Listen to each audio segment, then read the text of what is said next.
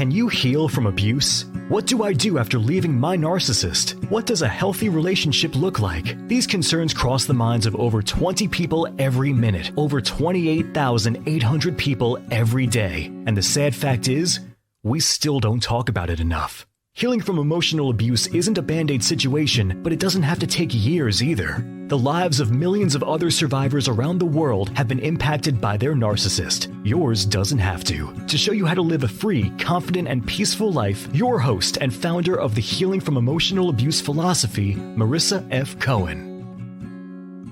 All right, ladies and gentlemen, welcome back to a very special edition of the BCP / Breaking Through Our Silence Tag Team Connection. Here, as always, with my partner and Marissa. We need it more than ever right now. She is Amazon award-winning, multiple-time bestseller. My good friend, Miss Marissa Cohen. Marissa, what up over there? Hey, it snowed in Chicago yesterday, which really sucks. Yeah. That's crazy, man. Everything's been so crazy lately. There's a lot of drama in the wrestling world. For me personally, this couldn't be a better time, Marissa. Thank you as always for everything. And more importantly, we got to welcome our special guest at this time. She's a podcaster, shout out fellow podcaster, known for the CZW podcast, also works with CZW. Very appreciative right now for Miss Wiggy Wigowski taking the time to talk to us about the Speaking Out movement. Wiggy, how are you? Welcome. Hey, I'm great, and I'm in Canada, and it did not snow yesterday. So... How did it miss you but hit me? So you said you're a Maple Leafs person, but are you a Raptors person? I'm not a big basketball fan. Okay. I cheer for the Raptors because they're Toronto's team. Yeah. Yeah. It's all about the hockey up there. I'm a huge Leafs fan. I'm a huge Jays fan. So. Yeah, okay, I got you. Good for you. Yeah. But and I've been to a Blue Jays game. That's awesome, and I can't wait till the world's back to normal and we can start, going to these games and things again. But Wiggy, thank you so much for taking a few minutes. It's very interesting to me because as we reach out to people, we talk to people about the Speaking Out movement. A lot of people are either like, "Yeah, I'm in," like, "Let me know," and a lot of people are like, "Hey, no, thank you." End of conversation, which I get from both sides. And Wiggy, you like from the get-go have been very like, whatever you guys need, let me know when. I have no problem, speaking out about things that had happened, speaking out the things that had happened to other people. Kind of just tell us, like, your philosophy going into this, because I know a lot of people have a lot of fear talking about things or being blackballed, which I completely understand, but kind of tell us your philosophy going into this. Well, early on, when all this stuff started coming out, I was kind of up in the air about telling my story.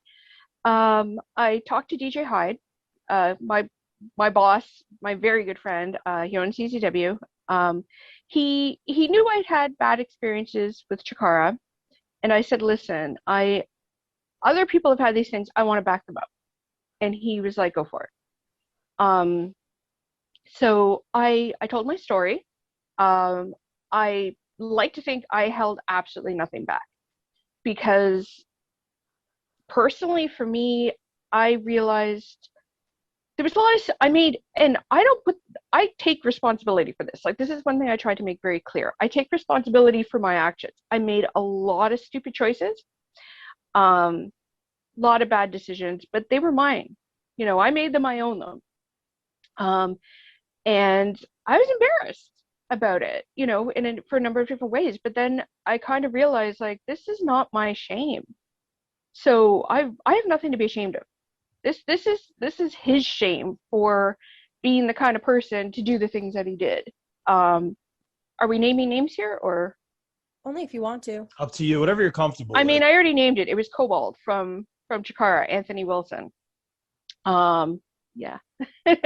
And so I kind of told my story, and I realized, like, nothing was going to happen to me. Like, I'm much more peripherally involved in wrestling than wrestlers are. I very, like you said, I very well understand the fear of being blackballed or being on a show where your accuser is at, of just not being believed, which has been the case for so many years up until now. So I kind of realized, like, listen, my involvement in wrestling, CZW, they've got my back here. So, like, nothing's going to happen to me. And I made the decision that like the only like I basically have the general life philosophy that if something shitty happens, you can just feel shitty about it and let it be, or you can learn from it and use it to do something good going forward. And one makes it worthwhile having happened, and the other just leaves the shitty situation forever. So I decided like I'm in a position that I'm sure a lot of people wish they could be in, to be able to speak out with what happened to them. So I publicly posted that anyone who has a story but is afraid to tell it for any reason whatsoever, that I would be their voice. Send it to me. I will post it anonymously. I will make sure that people know what happened to them and they don't have to live in fear because of it. So, yeah. Wow. That's amazing. And talk about that response. You know, you mentioned not only speaking out for yourself, but speaking out for others who felt that they couldn't, like, which I've seen firsthand as Marissa and I move forward. Like I mentioned, a lot of people are very just like, hey, like, no, thank you. Like, and yeah. I understand the hesitation. So when you put that out there, you speak out for yourself. Now you're like, I'm going to speak out for everybody else. What was the response you got from that? It was very positive. It was very good. I very quickly received a couple messages. I saved everything. I still talk to some of the people. I have messages on Facebook and on Twitter. I got a couple early, and I posted them exactly as I sent it to me. What I did do, and I also want to be really clear about this, is I didn't post anything about anybody who hadn't already been called out. Because the sad thing is, and this is absolutely nothing against any of the people who did reach out to me, but there are people out there who will use a movement like this vindictively, you know? And so I wanted to be very careful that I didn't falsely accuse anybody. So if somebody had already been called out and this was merely verifying that and just another person saying yes, you know, so we were all validating each other's stories, you know, that's what I wanted to do. I didn't post anything that involved anybody else. I did have one incident where somebody had sent me a message that I believe involved like either 4 or 6 different people. I posted it, and I absolutely want to give him his props for being so kind with the way he reached out. Eric Corvus was indie wrestler from New Jersey area, South Jersey area. Friend. Yeah, I played him out to the ring. Yeah. Oh, cool. Okay, so yeah, he reached out and he said, "I'd like to explain." And he was so awesome. He was like, you know, first thing he said in the message was, "I'm not messaging you to attack you." Which, I mean, like, bang on. Like, that is a guy who knows how to handle a situation like this. And he said, "I just want to let you know that the story that you told, that my involvement in it is false." And he explained what was wrong with the story, and he gave me people to back up his version of it. And I was like, "Oh my God, I'm so sorry."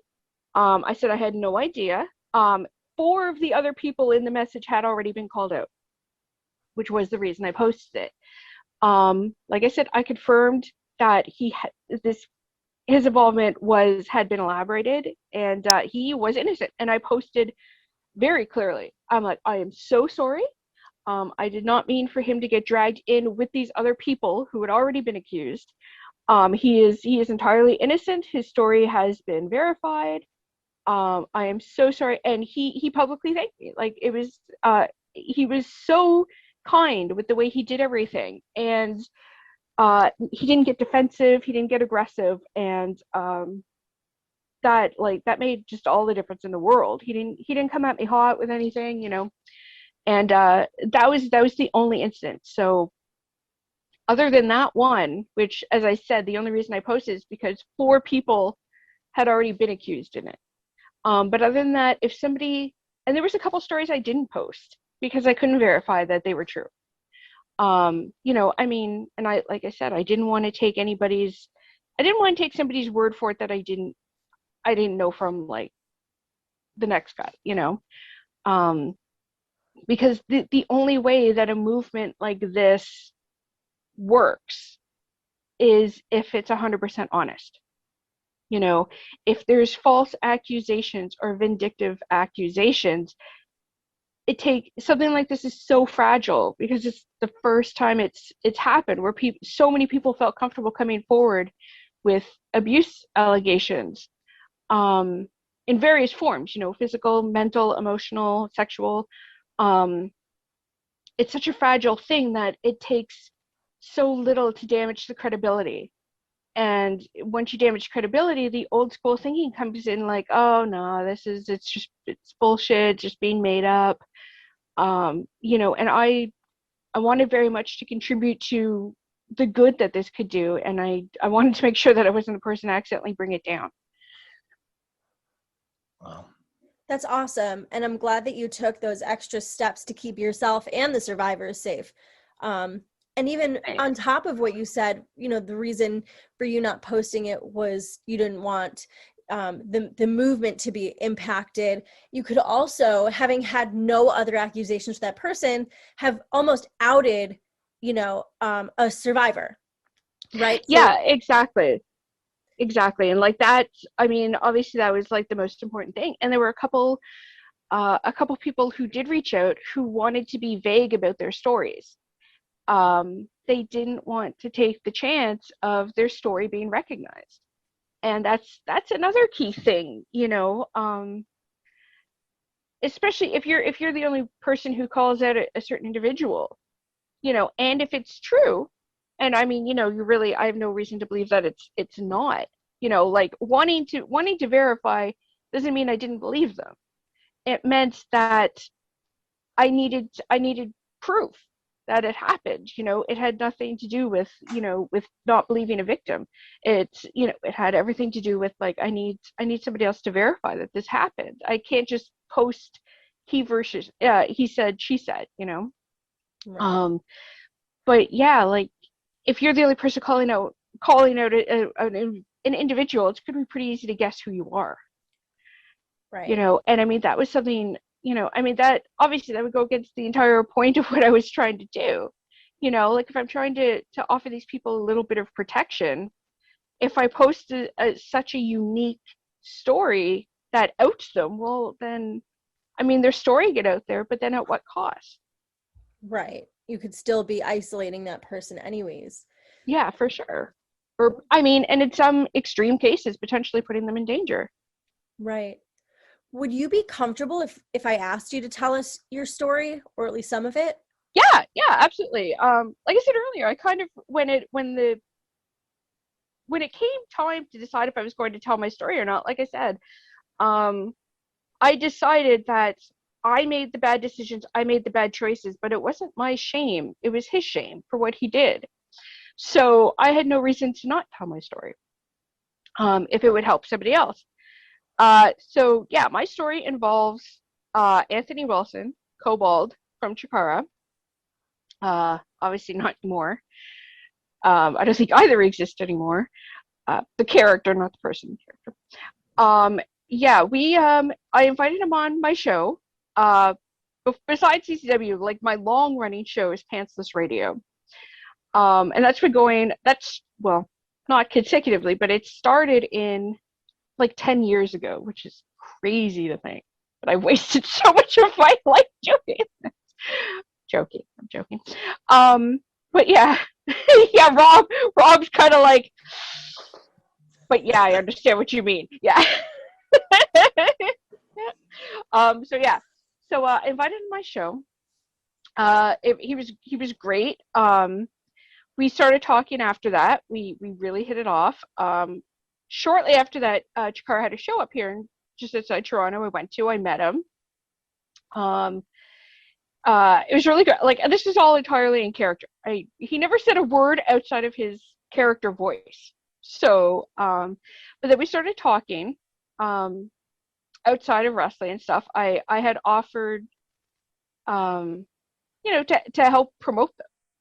He was part of the Batiri, and I'm very, very clear about this, that the other two members of the Batiri, Oberi and Kodama, who are Chris Peaks and Louis Valley, they were fantastic to me then, and they have been even kinder to me now. They are two absolute stand-up guys, and I could not be more thrilled for the success that they've had recently. So anything I talk about, they had absolutely no knowledge of. They were like completely sideswiped when all these stories came out. But at the same time, like, they were New York guys and he was a Pennsylvania guy.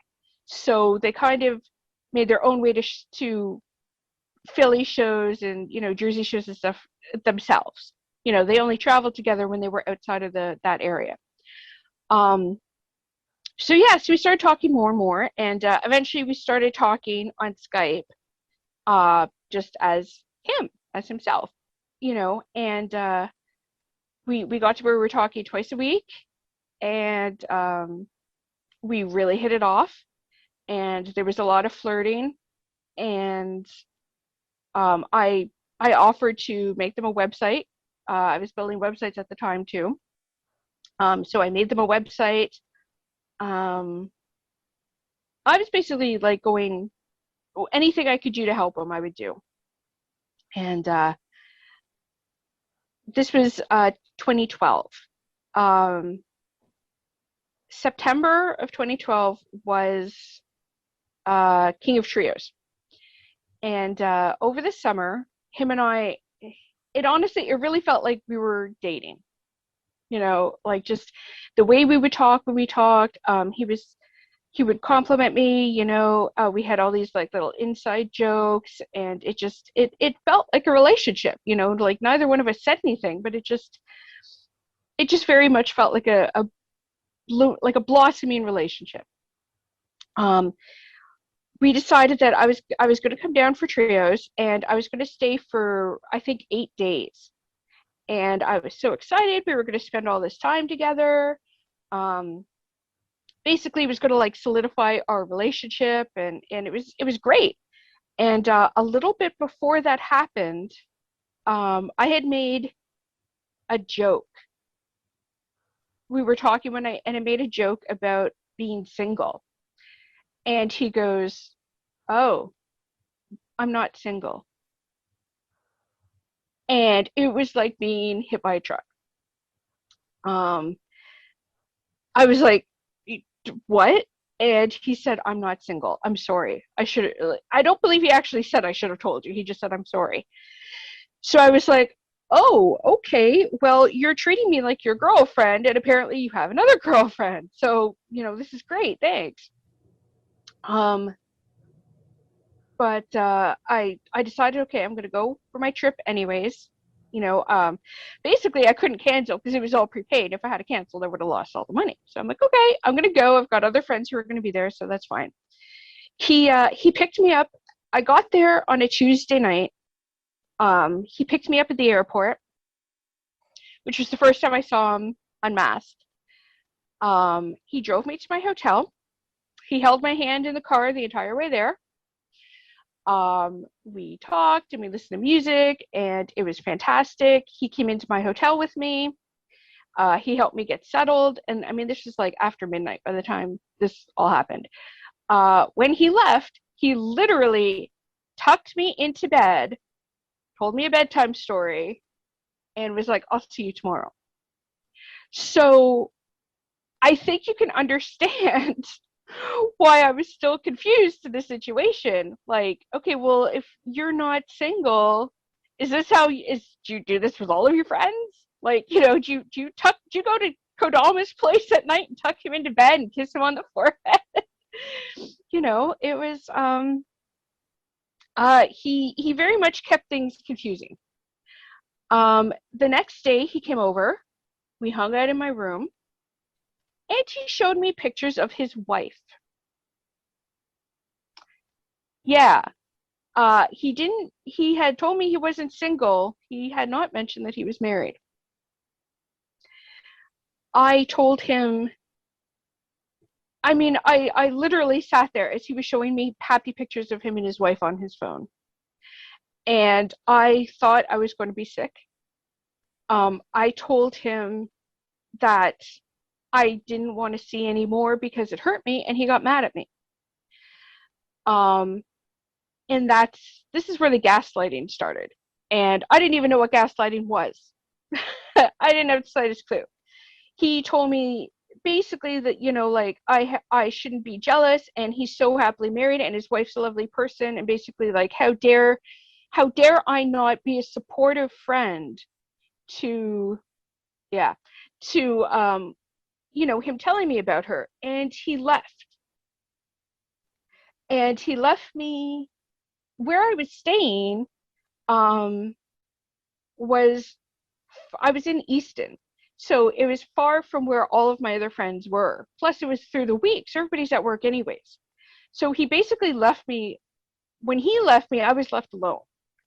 I had no transportation. I didn't know where I was. I wasn't familiar with the town at all. And I wasn't in an area where I could just kind of go out for a walk. So he basically isolated me.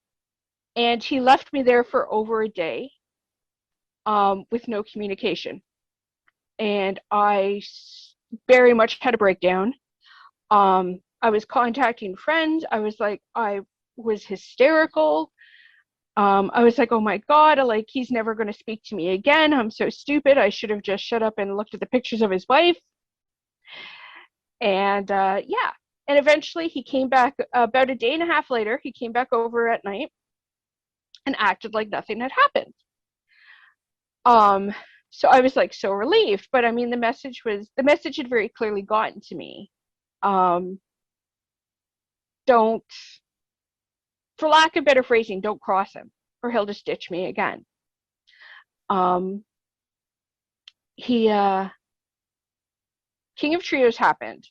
The first night, which was great, I got to meet up with a bunch of my friends at the show. After the show, a bunch of the guys, like the Chikara guys and some other people, went to a bar after the show and went drinking. I went there with a girlfriend of mine. We got there late. I started drinking. I had a few drinks in a very short period of time. Again, my decision. I was very stressed, so the idea of getting a little drunk was not a bad one at that point, as far as I was concerned. I hadn't eaten because I'd been so upset from everything that had been going on. So I got really drunk really quickly, and he decided to play a really fun game of let's see what the drunk girl will do. He told me to make out with my girlfriend, who I went to the bar with. I did. We were there until closing. We left. There was another girl who I casually knew. He told me I should make out with her too, on the middle of the street, which I did. And there was a guy, and he was like, you should go kiss him. And I was like, no. And he goes, come on, he's probably never had a kiss in his life. Just go kiss him on the cheek. So I did. I thought I was pleasing him. He then became furious with me for my behavior. I was a horrible person. I had embarrassed him. I had humiliated myself. And he stormed off. And I was so wasted. I had no idea what was going on, except he was mad at me again. I had screwed up again because he was mad at me again. My girlfriend drove me to a hotel. I sobbed in the car the entire way. I was like, how do I fix this? How do I fix this? I was like, who can I call? Can I fix this? Maybe if I call one of the guys, they could call him and tell him how sorry I am. I got to my hotel.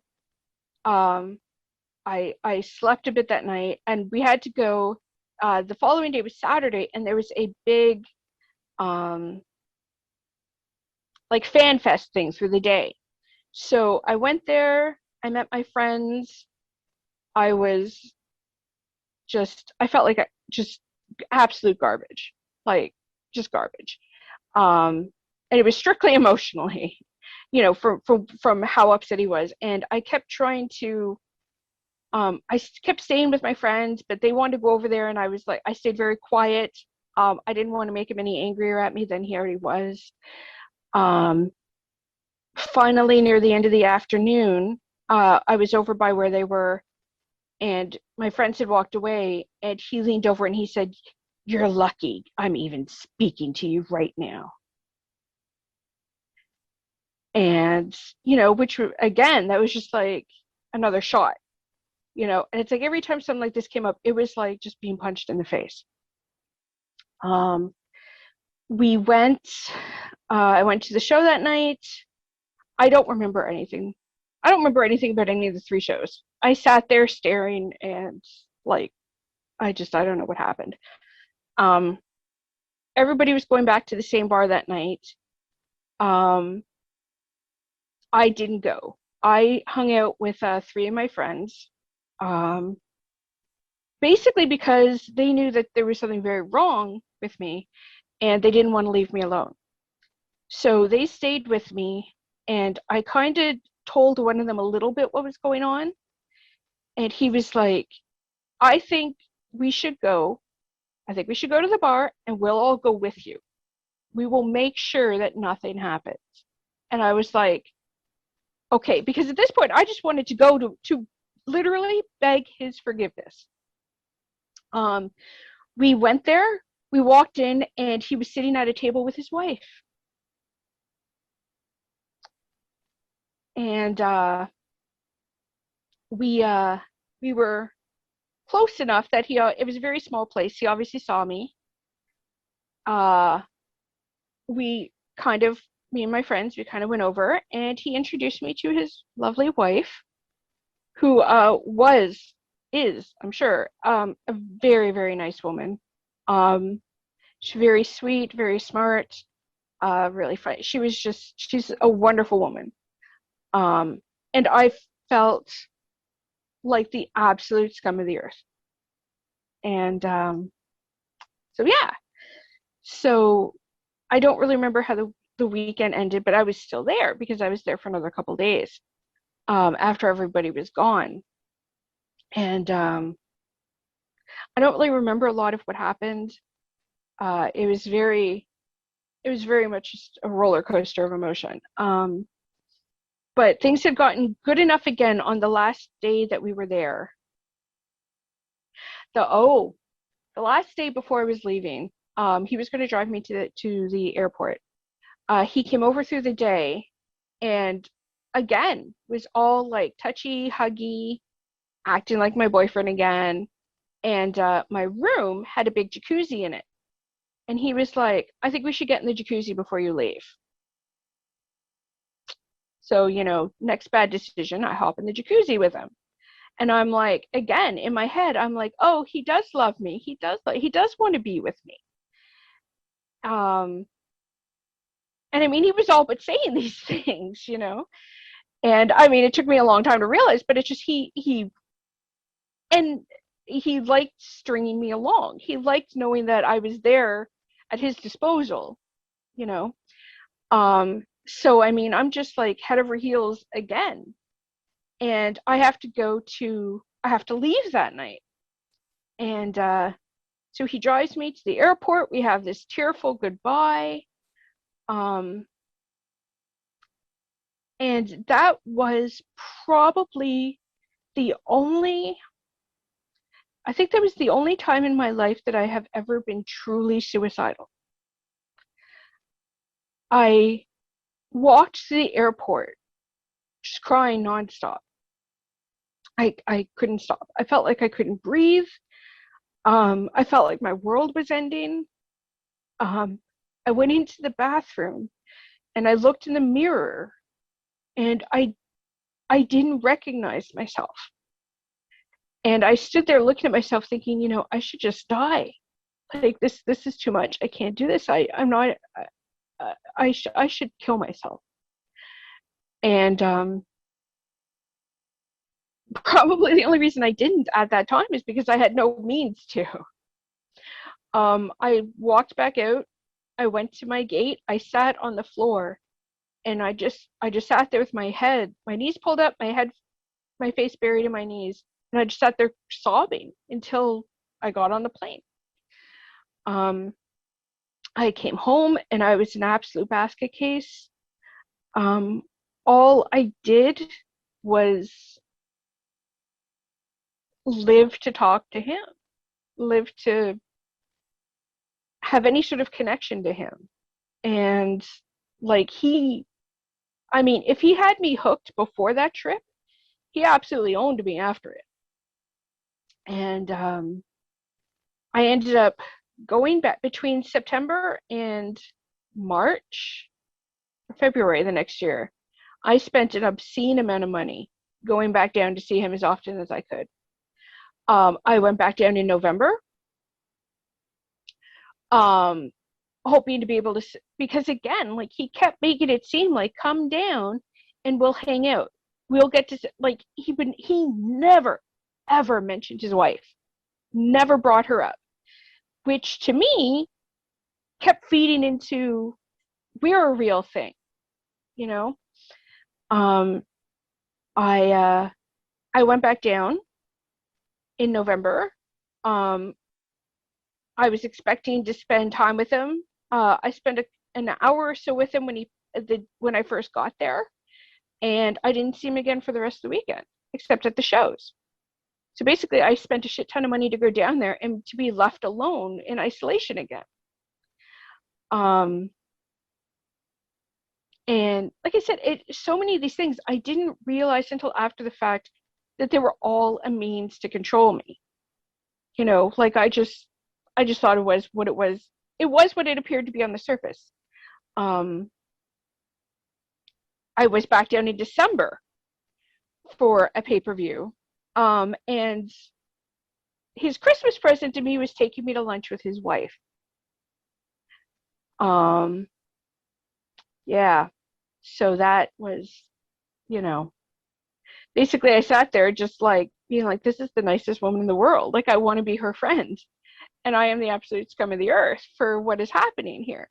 And to me, it was all my fault. It wasn't what he was doing. It wasn't he was cheating on his wife. It was I was doing it all. I was back down in February. And it was just like a pattern of the same things, you know, like in between seeing each other, he was just this super sweet boyfriend type person. And, you know, how much he cared about me. Whenever we talk, he'd be like, you look so pretty. I miss you so much, and etc. I was back down in April for WrestleMania weekend. I was at WrestleCon. I was actually working at WrestleCon. He came in for the weekend and he stayed in my hotel with me. He stayed with me the first night. He slept in my bed with me, cuddling me. The night after the show, he got a message from his wife that he was very concerned about, so he had to leave right away. So he left me again. Yeah, I mean, I'm looking at Rob's face during this, and he's just like, the expressions on your face are just, yeah, you know, it's basically the same expression that I have now once I realized, oh, this is what actually was happening. I was back down in June. So I literally spent, so it was September to June. I spent over 10 grand going down to see him.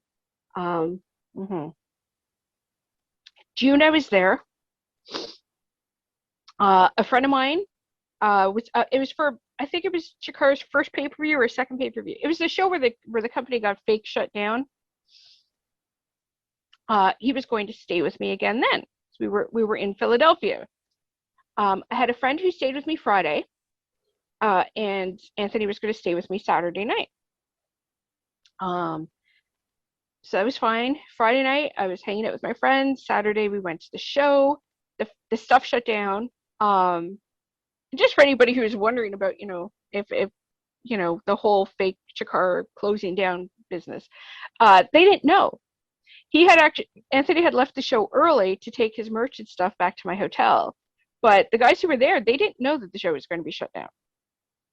By the time I got back to my hotel, he was actually texting guys from the company saying, I don't know what's going on, but apparently we're shut down.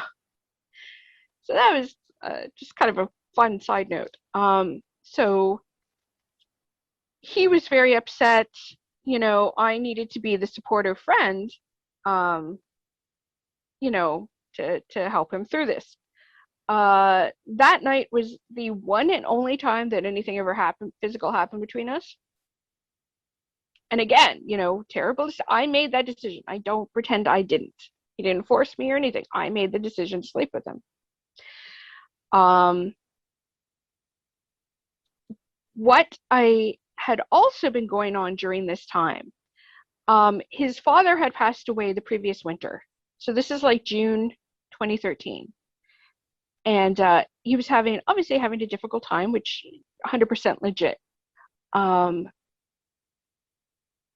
He had told me that the only way he was able to cope with it was through sex. He had been seeing another woman who actually came out with her story, and that was what actually spurred me to come out with mine, because he had done the exact same things to her. He had been seeing her. She was up in New England, and there were a lot of shows that he worked at that were up there. So he would go up there for a weekend, and he would play house with her and her daughter. And he would tell me all about it, every detail. And I had to listen because I was his best friend, and he couldn't tell anybody but me. So I had to listen to all the details of the sexual relationship that he was having with this woman. And didn't matter how I felt hearing them. If I didn't listen and let him tell his stories to me, then I was a bad friend, and he wouldn't be friends with me anymore. So yeah, this actually, and that actually kind of culminated with him. He told me at the time it was absolutely an accident, but he had sent me a sexual Snapchat of the woman that he was with. And I realized he wanted to make sure I knew that he didn't need me. Like he had somebody else. So if I stepped out of line, that was it. And it's so funny because it's so clear to me now what he was doing, but at the time I was just like,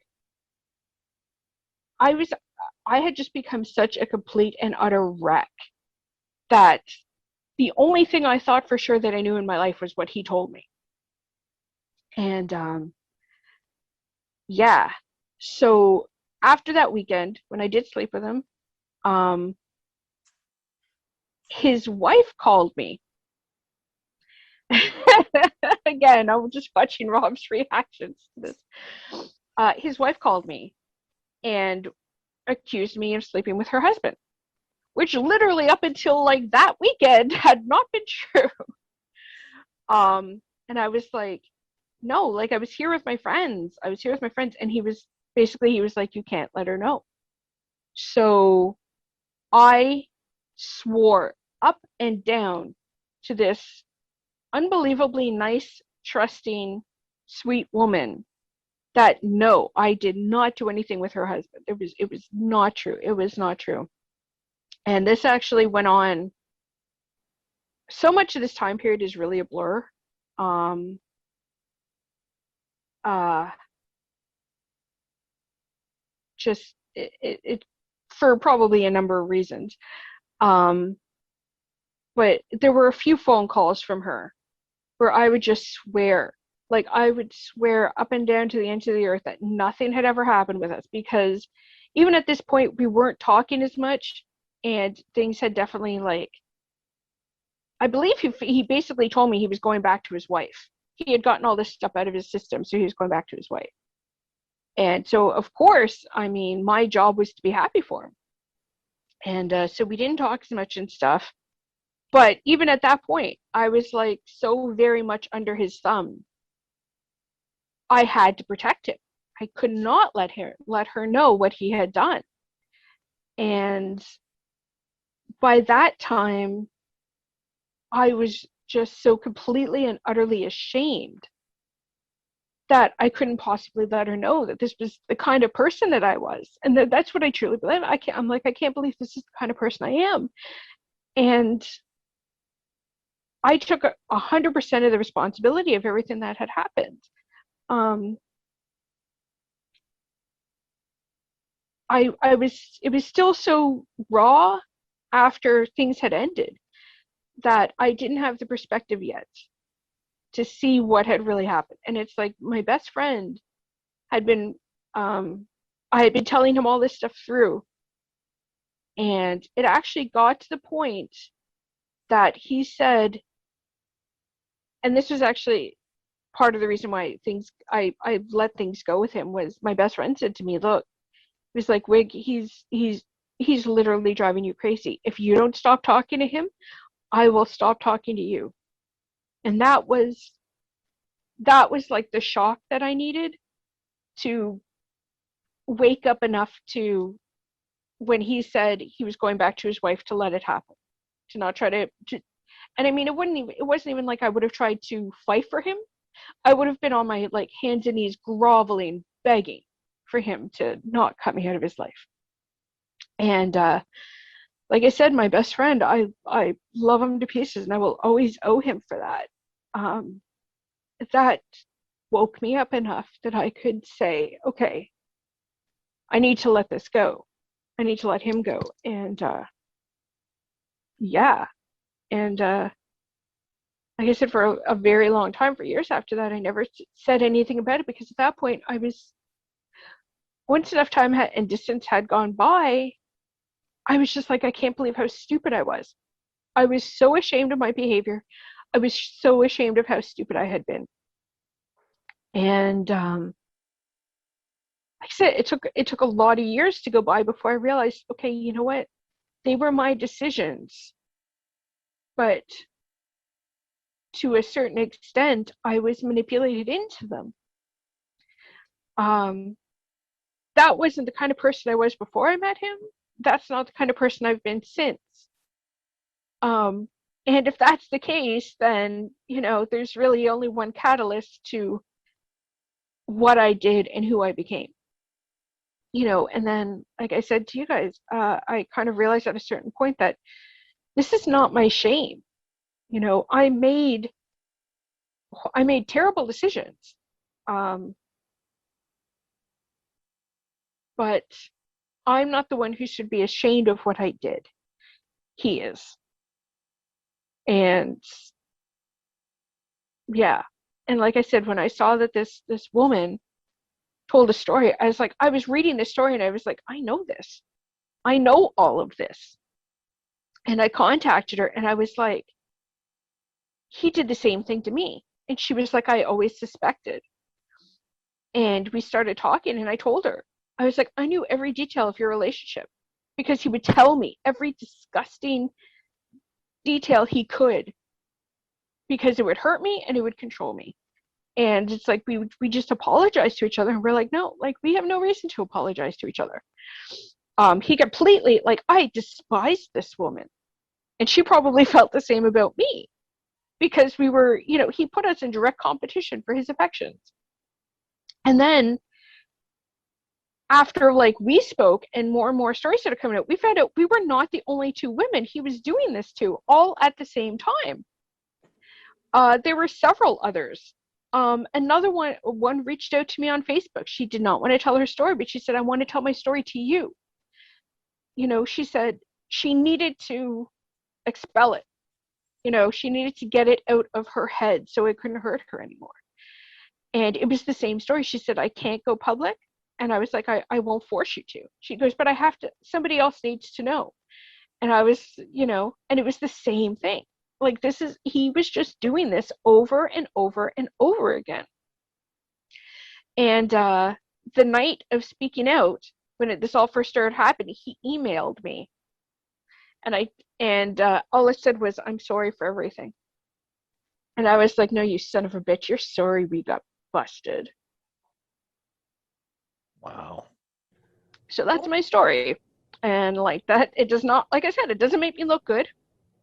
I don't pull any punches. I'm not trying to protect myself or, you know, make myself look like a victim. I 100% made every terrible choice I did. I wasn't necessarily in the right frame of mind when I made them, but I still made them. But that also doesn't make him any less of a complete and utter scumbag for his behavior either. I'm going to Zach Morris this thing. First of all, thank you for saying that. Time out real quick. Virtual hug. I know we're not in the same room. I'll hug Kane, the big red machine, for you. I'll hug my Coke, which there normally I would do because I really love my Diet Coke. Yeah, but like good on you though. Like keeping it real. Like I'm very sorry that went on for so long. I've never actually spoken it like all out loud at one time. And I was like, oh my God, I'm sorry. I'm putting everybody to sleep with this. I apologize to Marissa every day for the same thing, please. But no, seriously, thank you for keeping it real. Thank you for opening up, man. Like, what a roller coaster. I'm so glad to see you like own everything, keep it real, speak out on behalf of others. And really just like, I admire you for that. And it's good to see that you're doing so much better now and you're so confident now. And the one word, and I'll throw this to Marissa because we've had a lot of talks about this, that comes to my mind is when you said everything is control. Marissa, I don't know if you want to weigh in, but you know a lot about this stuff. This is my expertise. So I want to actually backtrack for a second because I agree and I disagree with Rob. So thank you for speaking your truth and talking about what you endured. Everything you said was heart-wrenching and I just had like a million thoughts per minute. Like, I just want to give you so many hugs.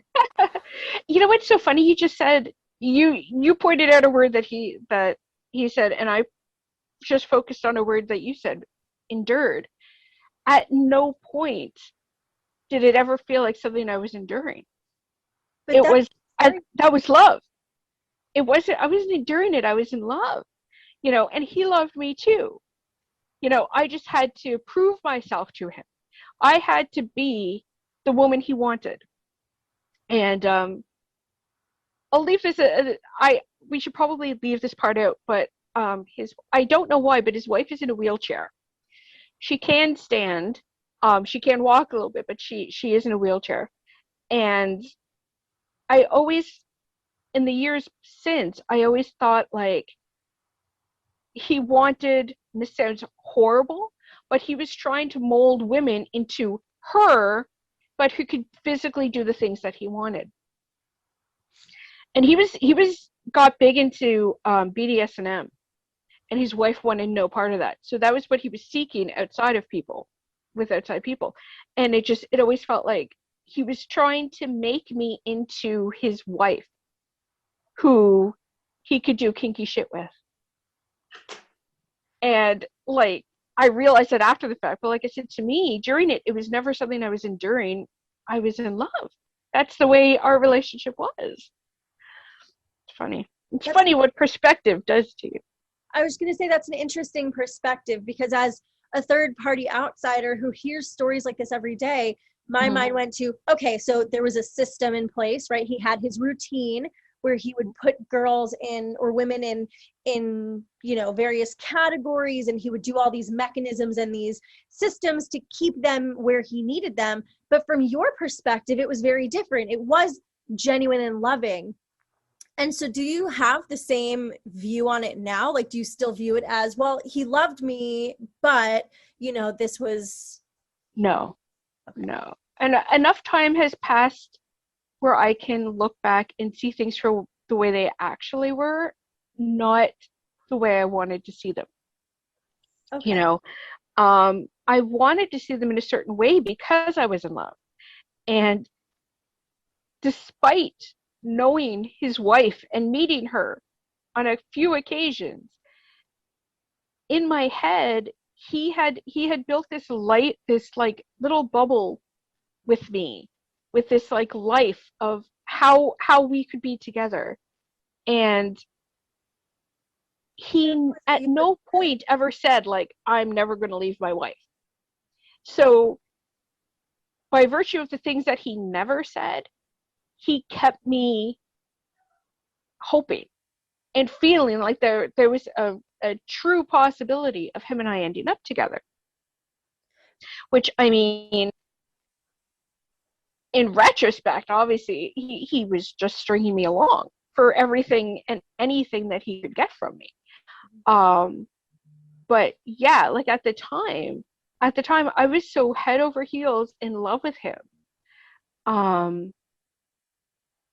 It just seemed like, oh, well, this is just the way our relationship is. You know, and that's actually quite terrifying in the fact, because, you know, like a lot of women have always said, you know, oh, I would never stay in an abusive relationship. You know, like if a guy ever like raised his hand to me once, that'd be it.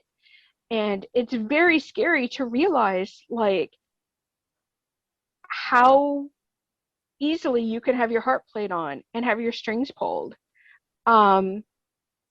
until you're actually like making excuses for him. And I mean, he never hurt me physically, but it's very scary to think that, you know, I feel like I'm a smart, strong woman. I would not tolerate that bullshit, except I tolerated that bullshit. It's like, oh, like, how did that even happen? A lot of people will recognize abuse as physical abuse, right? Yeah. If you're not getting hit, you're not being abused. And Yeah. that's a story and a narrative that I aim to change, because most relationships don't actually hit the physical abusive part. They stay in emotional, psychological, and verbal, because those are the easiest to prey upon and the easiest to hide.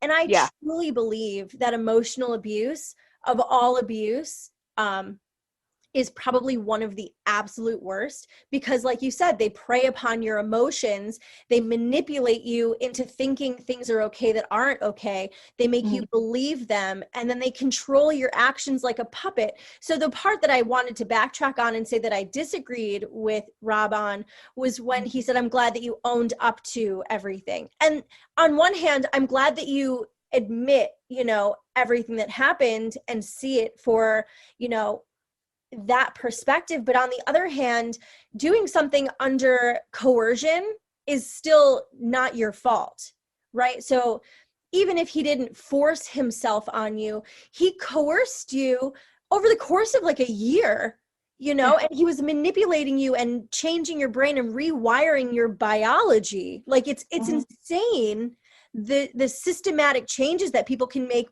just using words and actions on you. And so to one point, yes, like you did agree to sleep with him. Yes, you did book those tickets and go see him and be, you know, that person in his life. But on the other hand, he was basically a puppet master, you know, puppeteering your moves and keeping you in a box, you know, so that he could play with you when he wanted. Oh, it's awful. 100%. And it's like he knew my weaknesses, he knew my insecurities. You know, he made me feel like everything that I was self-conscious about didn't matter, but they only didn't matter to him. Anybody else, that's all they would see, and they wouldn't want me. That's such a horrible play. It's such like a low blow. It really is. He's like, and I mean, at the time, like, I've had weight issues for most of my adult life, and I've fluctuated like up and down. And at that point, I was bigger than I wanted to be. And he made it very clear, like, he didn't mind, but everybody else would. He thought I was still beautiful, but nobody else would. Right. Like, You I know, love you. You're lucky I love you because nobody else will. exactly. You know, and it's funny because, um, and I will admit this freely, I've never really completely understood the impact of emotional abuse. Um, up until that point in my life. And it always seemed like, well, I don't get it. Like, how bad could it really be? But looking back, I realized it affected every single aspect of my life. Um, it it affected my friendships to the point, like I said, my best friends said, if you don't end things with him, I will stop talking to you. It affected my work life because I was always so stressed and worrying, you know, and it's like if he messaged me, I had to make sure I was available. My mom, who was my best friend, she knew what was going on, not by what I told her, but what she observed in me. And I lied to her so many times that there was nothing going on between us. And that's probably what I hated myself the most for. Um, but it's like, yeah, like the perspective, you know, from now being able to look back, his bullshit touched every single part of my life, you know, and so I get it, you know, I get it now, like just how deep um emotional manipulation and abuse it it affects you like nothing else. And it affects you to the core too. I mean, Mm-hmm. like I said, it actually shifts your biology, right? Our brains they're a muscle. They move and they function, and different parts will be stimulated and whatever. And when you are enduring, or when you have endured emotional abuse, it actually changes the amount that your brain releases neurotransmitters like dopamine and serotonin, which will impact your happiness levels on a day-to-day basis. Like, it impacts your whole life. It impacts weight gain and weight loss. It impacts stress levels and cortisol. It impacts everything. And we don't recognize it until it's too late. I'm so happy that you had that friend that kind of gave you that push, that nudge, that was like, if you don't stop, I can't be a part of this. Was Yeah. that like the make or break for you? Oh, 100%. 100%. I was like, he was my rock. He still is. Like, I mean, we've been I mean, at the time, he'd been my best friend for 7 years, you know, and it's 16 years now. Um, but yeah, like that was just like the idea of losing him. That was that was that was my final line in the sand. Like, I can't do that. I cannot do that. And I mean, granted, it was kind of helped along by his decision shortly afterwards, or right around the same time, I don't even remember honestly, that he was going back to his wife, you know. But like I said, at the same time, had he not told me that, I would have been begging, crawling after him, trying to get him to not cut me out of his life. So it really, like, he all but single-handedly pulled me out of that situation. It's amazing to have a friend like that. I'm going to throw it back to Rob because I totally hijacked this interview. Oh no, Marissa, you're the best. You are. I just, she is, right? Legit, real deal. Mm-hmm. But I wanted to ask you this, you know, in wrestling, you know, taking it back just the general world of wrestling again, and kudos to you for like using your platform to speak your truth, to turn a negative into a positive, give others the platform. As we've seen in recent weeks, I mean, let's be real. Wrestling, everyone has a name, and everyone has a wrestling name. Everyone has a persona and all that. I'm all about that for the entertainment value, and that's what it's all about. Smiles on faces, and you know, entertainment for the fans, and you know, people accomplishing their dreams and whatnot. But like I said, let's be real. People have personas, and I've learned the hard way. People hide behind charities. People, Yeah. yeah, it's crazy. People, there's con men, you know, and there's people who just completely like who I've confided in, friend, mentor, whatever, and just stuff comes out and you're just like, you never should have been here. You never should have been around people. You never should have been there. There's ego. People hide behind charities. You see it more and more, and it kills me. It kills me because I've been invested in wrestling over the past year when I was going through my own stuff, and the wrestlers, the talent, the promoters have all been there for me, and I'm very appreciative of that. But the more you get behind the curtain, the more the negative stuff comes along with it. And that's not everywhere. There's a lot of really, really great people that I hold in high regard, and hopefully they don't break my heart. But it's been just crazy and very eye-opening, and I think true colors always come out. So moving forward, what can you say to speak to that about, how we can make this business better, starting on the independent level, and moving forward? I mean, the simplest thing, which is probably the hardest, is to listen to somebody when they come forward. Listen without bias. Listen, and instead of assuming right off the bat they're lying, give them the benefit of the doubt.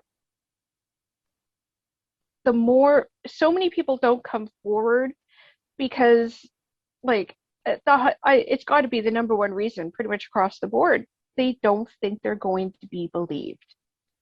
And until there is like a consensus throughout the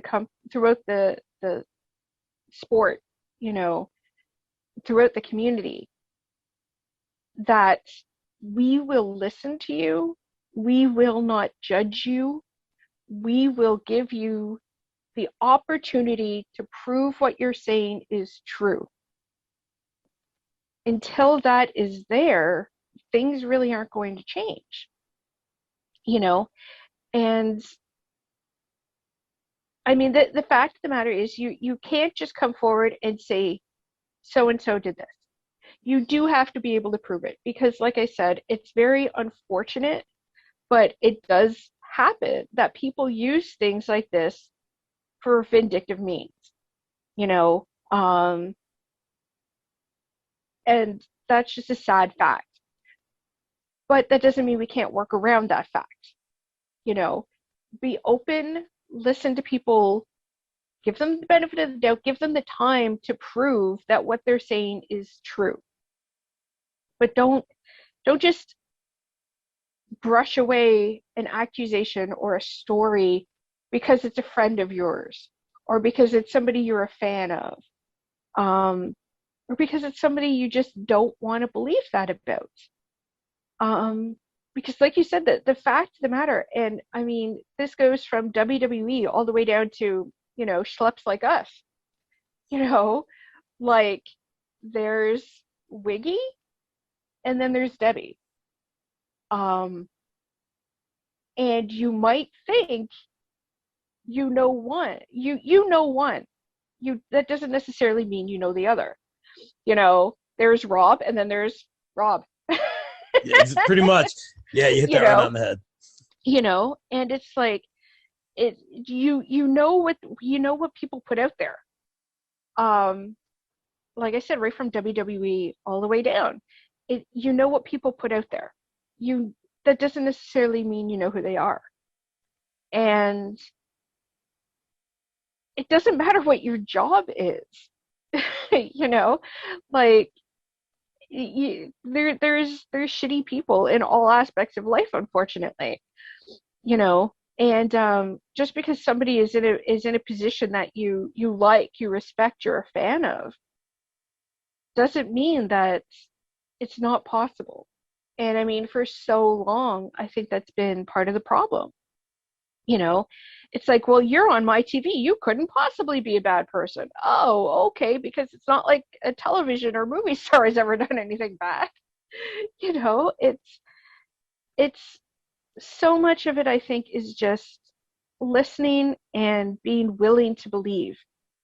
I mean, not believe blindly, for sure, but giving people the opportunity, letting them feel safe enough to come forward, and I very much understand why so many people don't feel safe enough for a number of different reasons. But that, I think, is the one thing that needs to change. People in positions of power need to be willing to listen when someone comes to them and says, listen, this has been going on. And it shouldn't matter if they're your friend. It shouldn't matter if they're your top draw. It shouldn't matter how big their social media following is. Any shitty person can be all of those things, and we need to, as a community, we need to accept that these terrible things happen. And I think the first step is I don't like using the word victims, because I feel like it's almost putting down, they're survivors, I like that word much better. Survivors of these things, they need to know that there will be people there who believe them, who won't judge them, and who will accept them despite these things having happened. And I really think that's the first thing that needs to occur. Rob, are you okay? You're kind of grimacing. No, I can't take much more. Like, this wrestling world's so crazy. It's been so great to me. But as you see, there's a lot of well, exactly. I feel very much. I mean, you know it better than I way. do. Yeah, you know it better than I. Like, I'm still very new to this. Like, it's a circus. It really is. It is. Like, I started Pantsless Radio, doing wrestling stuff in February of 2010. My co-host at the time was one Pineapple Pete, Sugar Dunker. Oh, really? Okay. Yeah, Sugar and I go way back. Yeah, I have so many interviews, like 10 years worth of interviews and stuff, and I love this. Like, I have done this. I have made very, very little money off of it. I do it because I have come across some really good people, honest, genuine people.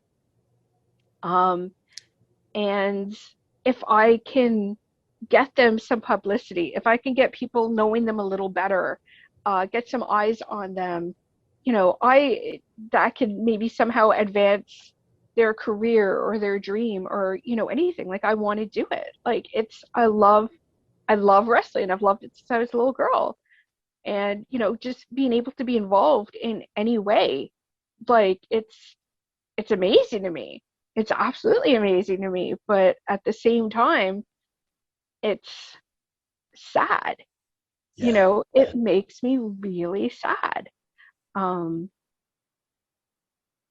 But stuff is something like this, like speaking out, it makes me so happy because it gives me hope that, maybe one day this community of all of us can be a positive place, that it can be better, that we can make it better, and that gives me a lot of hope for the future. Yeah. Whether it ever happens or not. Yeah. Very well, very, very well said, Wiggy. Yeah, it's crazy, but I get what you're saying. Like, I posted something yesterday, like, let's do better for some of these kids that want to be wrestlers. Like, let's be better for the people that are doing it now moving forward. I think we can all do that. I think, like Marissa always says, having a conversation is a great place to start. And, we know there's some organizations coming about. Guys, let's get some background checks going. Let's do our homework. Let's have the conversations. And Wiggy, before we get out of here, just last one from me. Let's get that shameless promo. Tell everyone where they can follow you on socials, all that good stuff. And honestly, if they want to reach out to you and they have something they want to say and they want you to be the voice, where they can on Twitter 100%. And all that good stuff. Absolutely. Just because it's not still June, doesn't mean that you can't still speak out with your stories. And if you need a voice to do that for you, well, I am a loud one with a Canadian accent, but I will happily do that for you. I'm on Twitter at Wiggy Gator. I used to do a show with weekly wrestling podcast, and my co-host always used to make fun of the way I spelled my Twitter name because it's very sing-song like. So it's Wiggy Gator, Wigggator. Yeah, It is. Like I watch it, like Rob's head's kind of bopping along too. Like, I'm on Instagram at the same. You can find me on Facebook, Wiggy Wigowski, my 100% real name. If you have anything, like if you want to, I'm very happy to talk about this stuff. I think it needs to be talked about more often. For too many years, people were told to shut up. And the more people talking about it now, the better. And like, if you have a story that you need to get off your chest, even if you don't want it to be public, if you just need to get something out of your head so it stops having that power over you, please 100% hit me up.